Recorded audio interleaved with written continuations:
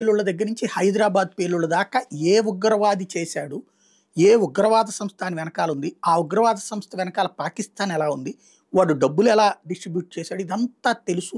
నిఘా సంస్థలకి పట్టుకున్నాయి, అరెస్టులు కూడా చేసినాయి.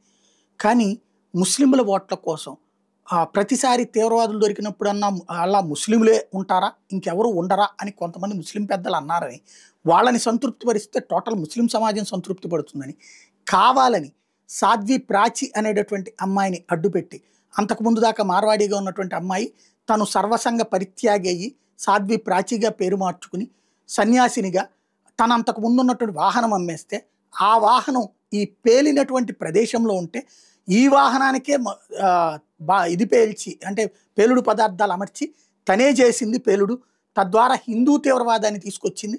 ఆవిడికి సహకరించింది ఇదంతా చేయడానికి ఎవరయ్యా అంటే సైన్యంలో పనిచేసేటటువంటి ఈమె స్నేహితుడు కల్నల్ పురోహిత్ దీనికి కారణం అంటూ పెద్ద ఎత్తున వీళ్ళందరినీ అరెస్టులు చేసింది.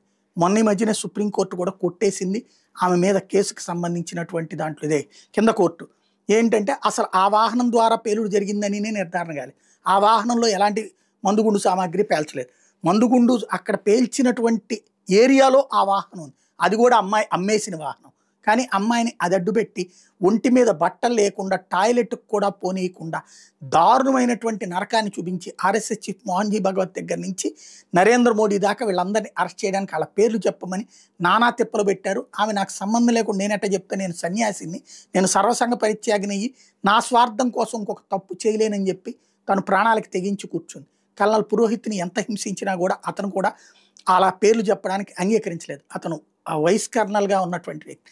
ఇప్పుడు అతని మీద కూడా కేసు కొట్టేయడంతో సైన్యంలో తిరిగి తీసుకోవడానికి సాధ్యమైంది. అదే కాంగ్రెస్ గవర్నమెంట్ ఉంటే సాధ్యమయ్యేది కాదు. మోడీ సర్కార్ ఉంది కాబట్టి సాధ్యమైంది. 9 సంవత్సరాల పాటు జైలు జీవితం అనుభవించి 17 ఏళ్ల పాటు న్యాయం కోసం నిరంతరం పోరాడినటువంటి ఆ సైనికుడు ఏదో మొన్నటిదాకా లెఫ్టినెంట్ కల్నల్, ఇప్పుడు కల్నల్గా పదోన్నతి లభించింది. సైన్యాన్నే తీవ్రవాదులుగా చూపించేటటువంటి ఒక పెద్ద కుట్ర, భారతదేశంలో జరిగినటువంటి ఒక అతిపెద్ద కుట్రకు సంబంధించినటువంటి అంశాలు ఇదే కీలకం.